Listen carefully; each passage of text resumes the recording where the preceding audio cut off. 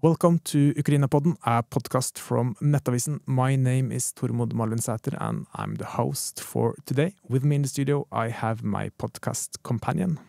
Jørgensen Henriksen, Ukraine columnist at Nettavisen and the leader of the Norwegian-Ukrainian Friendship Association. And it's a big honor to welcome Svitlana Kominko to Ukrainapodden. Thank you so much for coming. You're a Canadian-Ukrainian psychologist with a PhD. And you are working on with grief relief with I would say the family and close ones for that has lost someone in the war in Ukraine. Good afternoon, everyone. I'm very happy to be here and to share what we do. Yes, it's a difficult type of work, but extremely important and very meaningful. I can imagine, and as I told you just before we put on the recording, just before I press the recording button, it's we talk a lot about the war here in the podcast, and we write a lot of articles about the war, but we don't talk enough about the human price and the human cost that goes with it. So, how do you do your work? Like, what is your job? We started actually by providing mental health, community support mental health services to Ukrainians who fled the war and came to Canada about 3 years ago. And we've noticed that there is a very strong correlation between their integration to a new environment and their mental and emotional health. Many of them have their loved ones that are fighting at the front lines, which means that they're constantly on their phone checking for the messages, for these pluses, right? Plus means I'm alive. We had women in our program that have their loved ones in Russian captivity with no communication for a very long time. And this is also grief.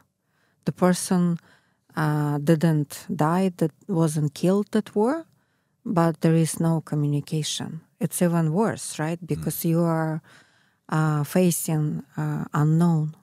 You don't know what's going to happen. Your life is on hold because you don't know if your husband, your boyfriend, or your father is going to come back alive.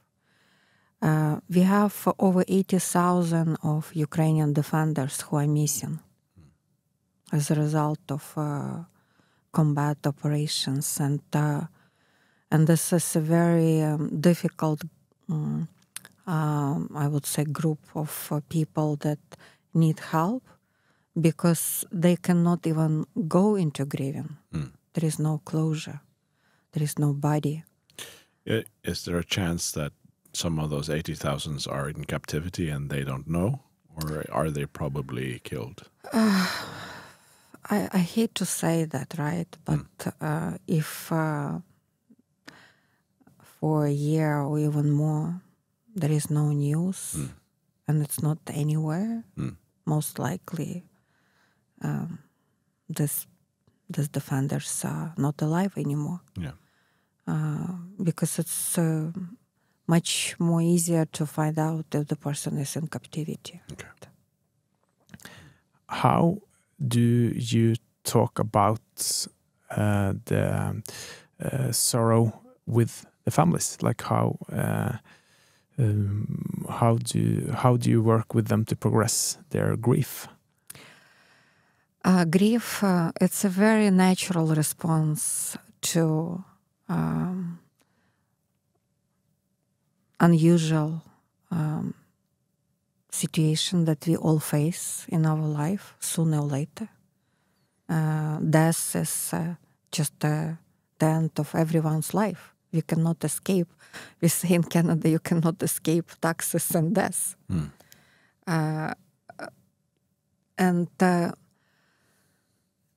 People, our brain is actually wired to prepare for that.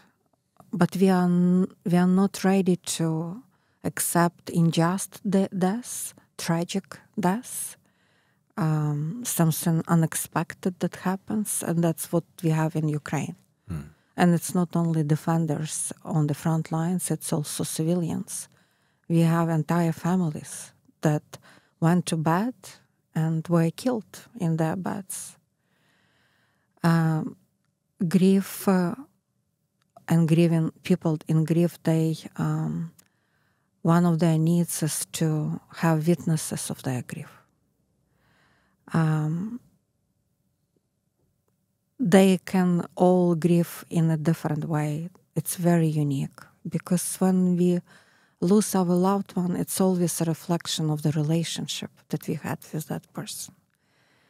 And we grieve because we loved so much. And the pain is so big and deep, like our heart in grief is bigger than us in that situation. And the first couple months after we lose our loved ones, but with professional support, and we also provide a lot of training. We developed educational program where we teach Ukrainian psychologists and mental health professionals, veterans, because there is no veteran in Ukraine who didn't lose a comrade, right? And they're also grieving. They're also grieving because they lost their health. Those that were heavily wounded, amputees, they're grieving because they would never be the same again. And multiple losses, right, that Ukrainians experience. And it's about human support, just to be there for them. In grief, this is very important. They don't need our recommendations. They need a safe space. They need very indirect communication. And they heal when they are in the community of people that have the same experience. So what we do, we take them to Carpathian Mountains. We design a program. It's a 5-day program. And they are working with under co-facilitation of my colleagues. And right now, these co-facilitators are mothers that lost their sons, or wives that lost their husbands, but they are psychologists. They went through training, and what they do, they transform their grief into profession. And many, it's interesting that research confirms the same, that when you start to help someone, you continue to heal yourself. So suddenly, you can construct a new sense for yourself. Yes, you lost your husband, your daughter, your father. You lost the most precious person in your life. You cannot change that. It's impossible to change that. The Russian enemy kills only body, but the love remains, right, in our heart, and we can slowly try to create more space in our heart for that love and gratitude. We can release the pain and create more space for love and gratitude. And that's what we do.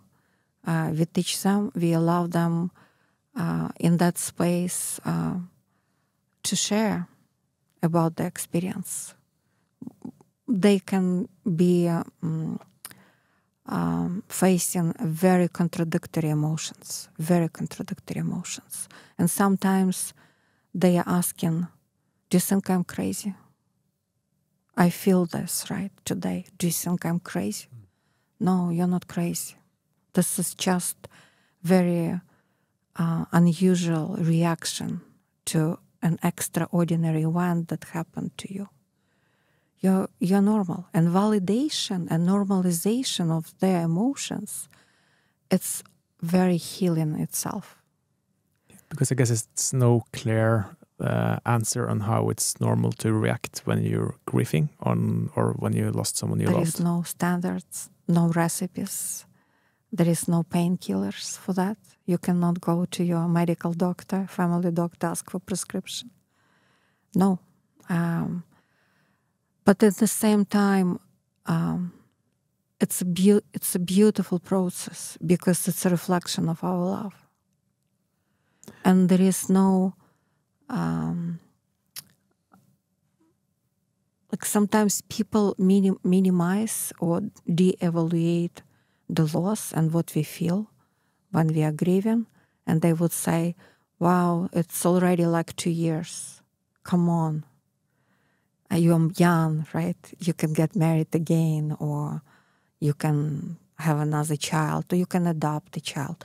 Like, this makes even worse a situation for a grieving person, because it means that whoever is in that circle doesn't understand the pain inside. No recommendations, no recipes. The time doesn't heal. This is the biggest myth that we can have. But a human, genuine support, be there for them. If you're not a professional, right? If you're just a friend or a family member. If not, there is professional help available. That's what we are trying to build. It's a drop in the bucket. But every time when I come and the first 2 days, we cry together. But when I leave and when they go home, they are like sisters. They smile, they sing, they even dance.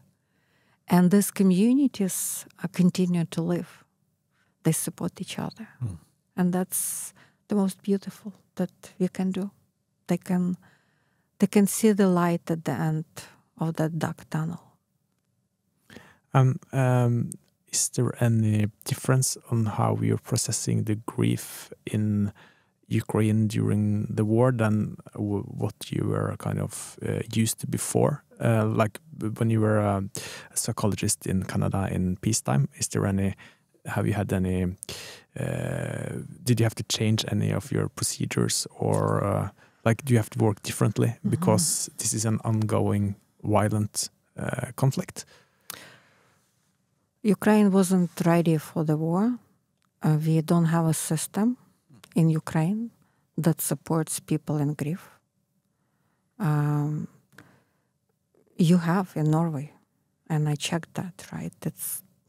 Most of the services are run by public health authorities or NGOs. They are in Norwegian, of course, very limited in English. But Ukraine doesn't have that.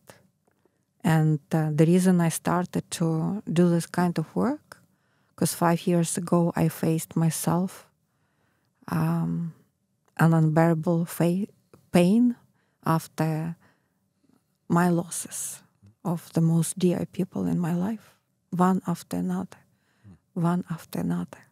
And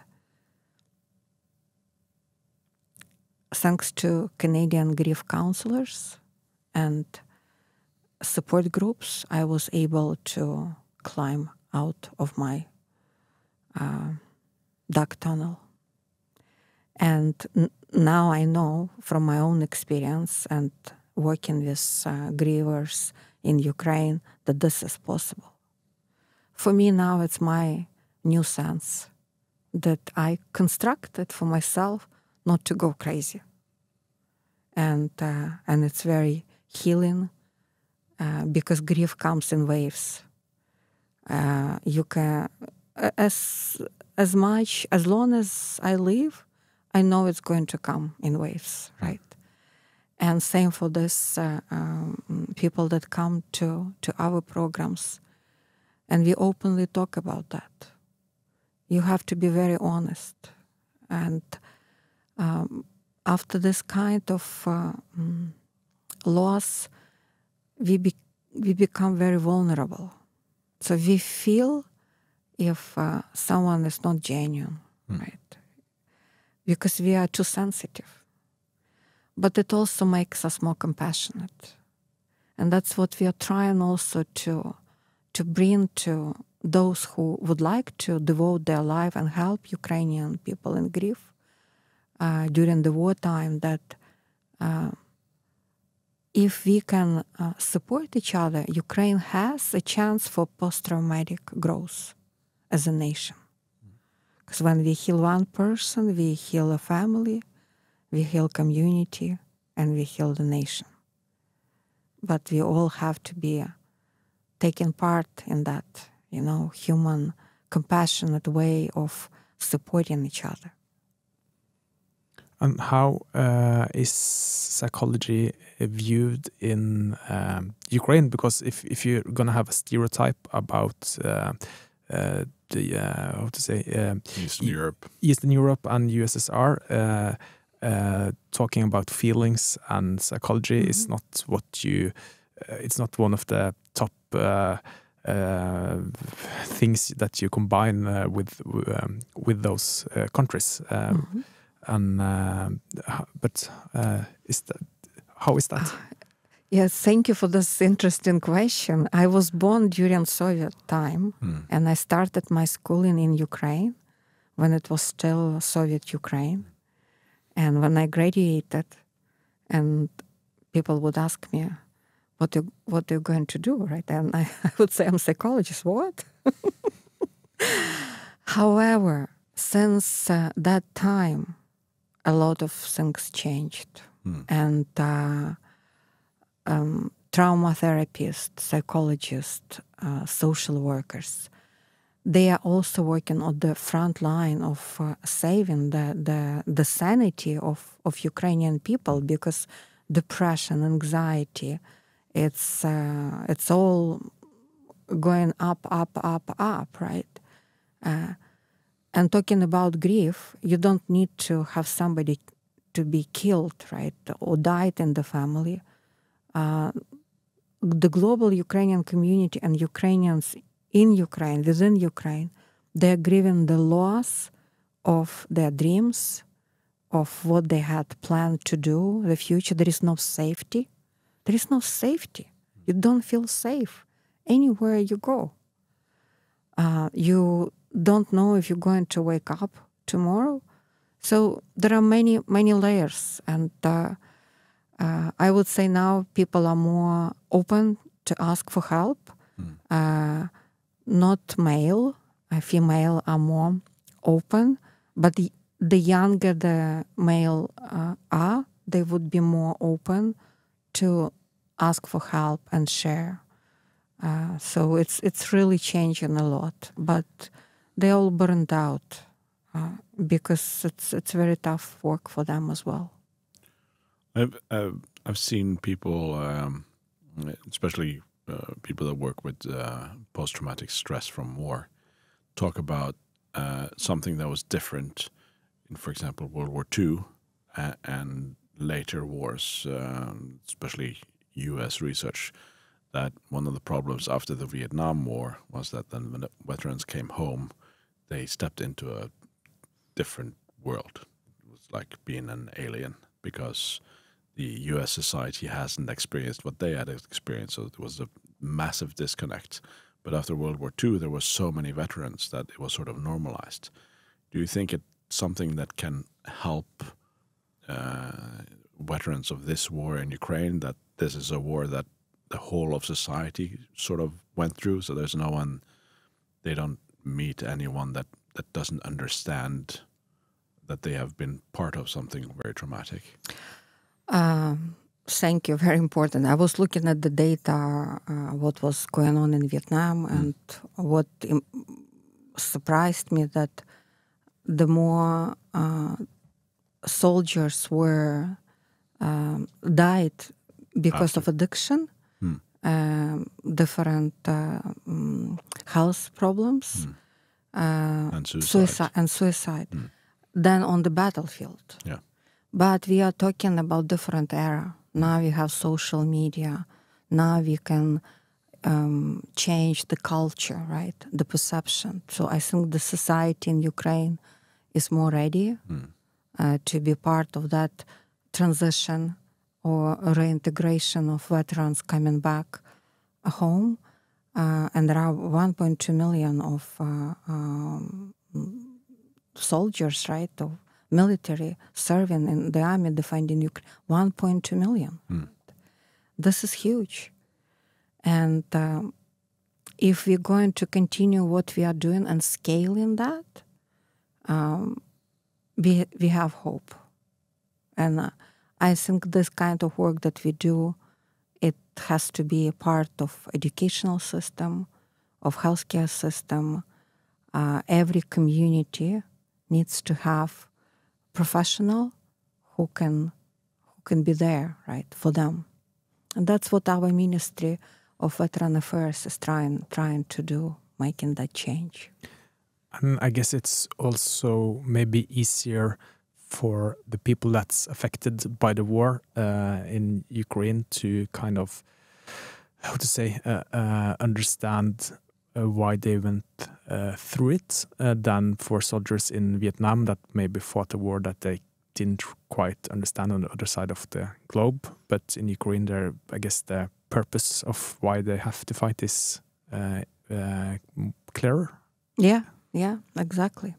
And trauma-informed care, it's a relatively new approach. It didn't exist because it's very important to develop psychoeducational programs. Because when you know what's going on for you, that this is normal, it's just a response to this traumatic event or a series of events that you had, the normalization, validation of that is helping you to kind of have that self-talk. This is okay, right? This is normal process. Here are resources that I can use and continue my healing journey. You talked about what you call it, Ministry of Veteran Affairs, and I know that also Come Back Alive, the big Ukrainian NGO that mostly supplies weapons and equipment to the army, but they're also working with Veteran Affairs to take care of them. But does it get enough attention in Ukraine? Like how big focus is it on Veterans Affairs and their loved ones? I think since the full-scale invasion, the number one priority is helping defenders. It's military support. When the war started back in 2014, I dropped everything and I went to Ukraine. I volunteered in military hospitals for 8 months. So I saw the firsthand, and we were bringing the amputees to Vancouver for rehabilitation programs. And they would tell us back then, don't worry about our bodies, help us to bring more expertise to Ukraine, that our mind and our hearts would be healed. And that's what we were trying to do. This type of work is still underestimated. I'm doing this because of my own experience. I was there. I know how dark it is. Plus, I also now understand that when my grandfather was killed in front of my grandmother in 1946 by Soviets, I saw her state. I didn't understand. I was just a little girl. But she was not emotionally present to all her children. She was living through that pain without any resources to get that help. And that's why we need to do this work, because if we won't do that, it will be intergenerational trauma passed on to younger people, to children. And if we hope that Ukraine would be rebuilt and prosperous, if we won't do this, we won't have people to do this kind of work. That's why it's important. When you talk about intergenerational trauma, is this something that is part of Ukrainian culture and society? And I think about, first you had Holodomor, and then after that, Soviet and Nazi troops went back and forth over Ukraine several times, and the number of deaths are just horrendous. Is that the experience of loved ones dying? Is that something that has made them more prepared for a situation like this, or less prepared? Are they? Is this trauma on top of trauma, or how's that history affected them? Oh, thank you. The 20th century history, Ukrainian people suffered from all wars and Stalin's repressions and Holodomor. And we are talking about millions and millions of people, right? There is no family in Ukraine that wasn't affected by that, right? I think that made us tougher and I guess more prepared, because I live in Canada for the last 20 years, and that's a country that doesn't know all of that. No. And when I am thinking, when Mr. Trump is, his narrative is now very similar to what Putin is saying towards Ukraine, Mr. Trump is doing towards Canada. Yeah. But if something would happen, I'm not sure if Canadians are ready for that. No. There's a last war on their territory was the War of 1812 or something like that. Yeah. So we are more resilient, that's for sure. Plus collectivism. Yeah. We're still a very collectivistic society. And for us, healing together from the wounds of war, it's a direction we all need to take. Veterans healing with veterans, widows healing with widows, children that lost their parents healing together. We have to build these communities, right, that would become stronger. You, the ones watching us on YouTube, they will see that we have a big Ukrainian flag on the table that you brought with you. Can you tell us about the flag? This is a very special flag that's signed by mothers that lost their sons at war. Very special to me. Every time I facilitate a program, we do this. I brought only one with me, and I'm very grateful that you're asking this question, because we're not talking about something abstract here. We're talking about every human being that going through this very unjust suffering, parental grief and parental loss. That's the most devastated experience that you can have. This is not right for parents to say goodbye, right, to their children. And many Ukrainians had only one child, which means that how can you construct that new sense if there is no future, there is no grandchildren, nothing, right? And still you need to learn how to live with your loss. And that's what we are trying to do. If somebody wants to support us, we created a platform for international campaign, Heal a Mother's Heart.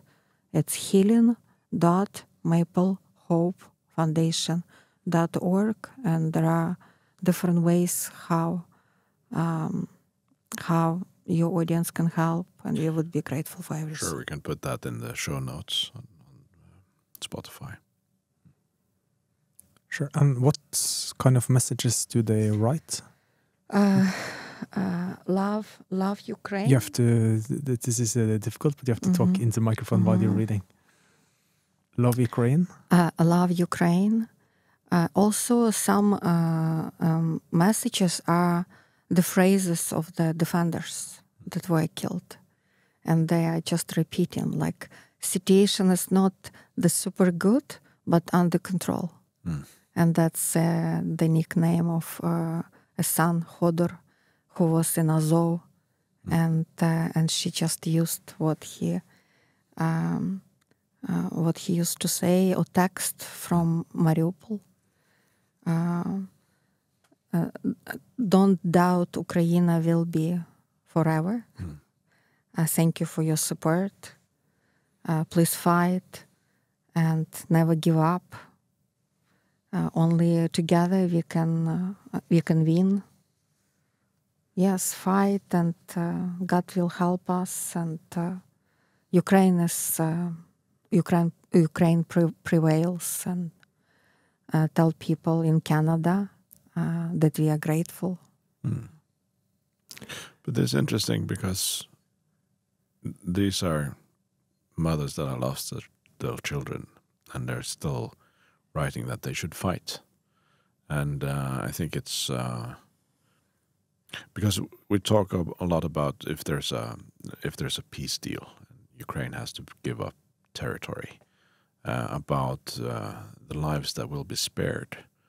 But I imagine if these people that have already lost their children, if that territory is given up, if Ukraine is given away, that means that their loss was For nothing. For nothing. For nothing. So there must be a large group of people in Ukraine that would be very upset if territory was just given away. Yeah, and this is exactly what it is.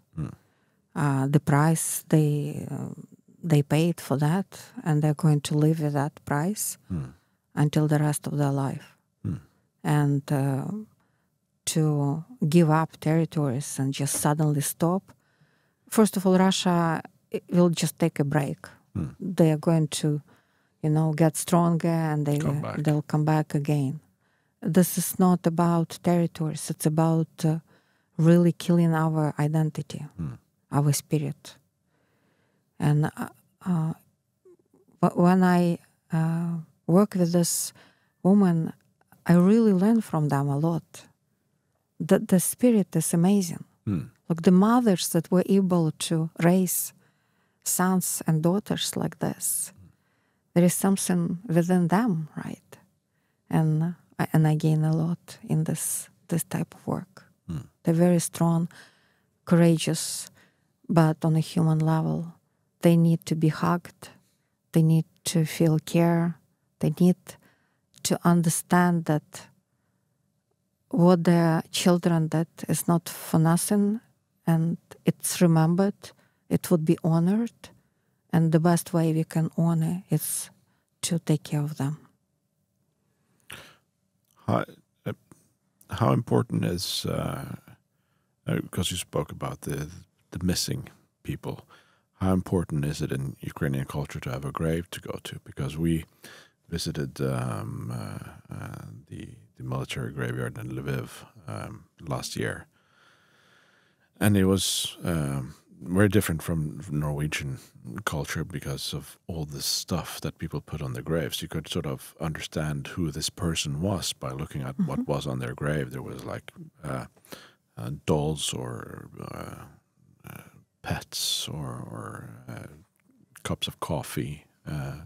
So I sort of felt that the different graves told a story of who this person was. And having that opportunity to come to the grave and repeating the rituals, it's very healing. For those that don't have that opportunity, it's very traumatic. And what our people are doing, they are creating their own rituals. Like I had a woman, a mother of a son who was killed, and the body was never delivered to her. They were not able to have a funeral, nothing. Yeah. Plus, they lost their home in Mariupol. They, like, multiple losses. So what they did, they planted a tree on their balcony. And when the city council allowed them, they planted in the park. So that's their place. There is no grave, but they have a tree, and that's in memory of their son. And through Ukraine, there are a lot of examples like this. In Dnipro, there is a bench that was installed by mothers whose sons are missing. And it's a bench where you can sit and wait. But it's very symbolic, right? And it's also a place for everyone to understand that there are thousands of them that are missing. I think we have to let you go now because you have a meeting you have to attend to. But is there anything we haven't talked about that you want to mention? I think it's you can talk a lot about that. I would be grateful if you can maybe write somewhere that we need support. We are not funded by any government organization or agency. We are normal, ordinary people that have full-time jobs and trying to help raising funds the way we want. We can, right? I just want to thank you so much for coming to Ukrainapodden and sharing your insights with us. It was for me, very touching talk. Like it really, it was, it really touched me, the stories you told and how the war affects the widows and the families of the people that are lost in the war, and also the people who are still alive but maybe miss a leg or an eye or I think it was very touching, and I'm impressed by the work you do. I'd like to maybe end this on a positive note, because death and grief are a little bit kind of stigmatized topics. We don't like to talk about that. But nothing highlights the value of life so strong as death. And what I would like to say is that live your life today to the fullest. Love each other, be grateful, support each other. Don't wait until a specific moment. Live today. True. Thank you so much.